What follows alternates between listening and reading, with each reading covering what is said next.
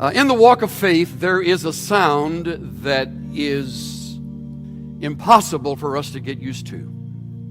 It often comes abruptly, and it always happens surprisingly. It's inaudible, but it is powerful.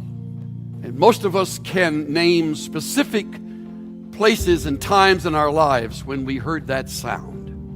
And I'm referring to the sound that occurs when God closes a door.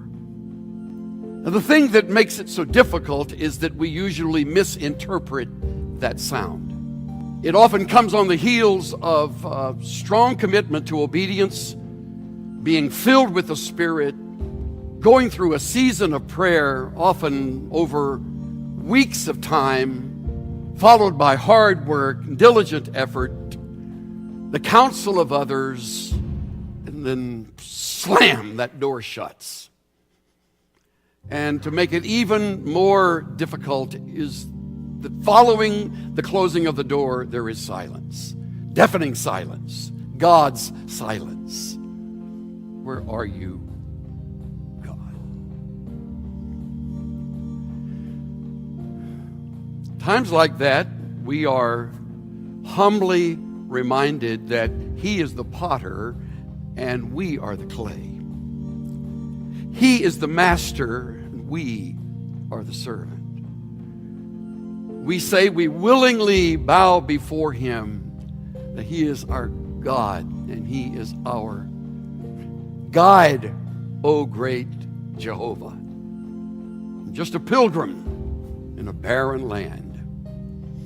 And I'm moving toward the goal of honoring You and serving You. And now this. To make it even more difficult, God does not tell us why.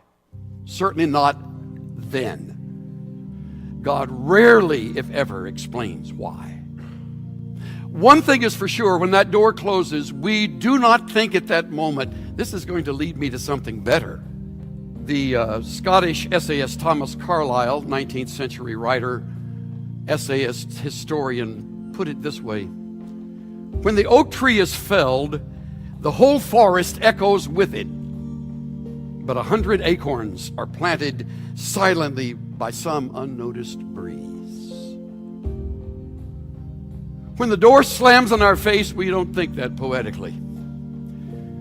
All we can hear is the falling of our oak and the thud as it hits the forest, destroying our dream, our hope, our anticipation.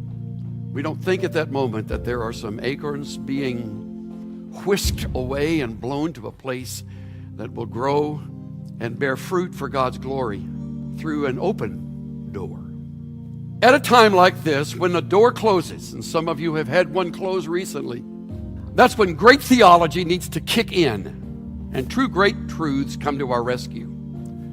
The first truth is that God is sovereign. Daniel 4:35. All the inhabitants of the earth are as nothing, and He does according to His will in the army of heaven and among the inhabitants of the earth, and no one can ward off His hand or say to Him, "What are you doing?"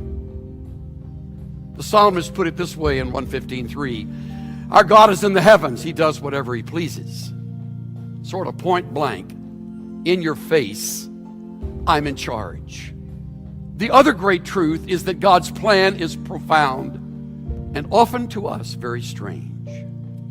Revelation 3:7 tells us He is the one who opens and no one closes. He closes and no one opens. And there's no explanation following that statement. You feel like a failure. You feel like you were poor in planning. You weren't sensitive to the Holy Spirit. None of the above is true. God closed the door. But we're not ready to understand closed doors. We like open doors, especially when we're not told why they closed. Remember, God is sovereign and God's plan is profound and often so strange. Get on past the closed doors. There's something great to be reaped by going to the open ones. Since God is sovereign, He is in full control on both sides of any door. Being in full control, God takes full responsibility for the results. The closing of a good opportunity occurs in order to lead us to an even better one. Not until you walk through the open door and look back do you realize the necessity of the other doors being closed. I have no idea what closed doors you are living with. For all I know, you are going through self-loathing and blame. Or even worse, you may be blaming someone else because a door closed. Because I don't know which one to speak to directly, I speak to all of you and say, let it be. Let the oak fall. Let the acorns scatter. God moves in mysterious ways, his wonders to perform. He plants his footstep on the sea and rides upon the storm. Deep in unfathomable minds of never-failing skill, he treasures up his bright design and works his sovereign will.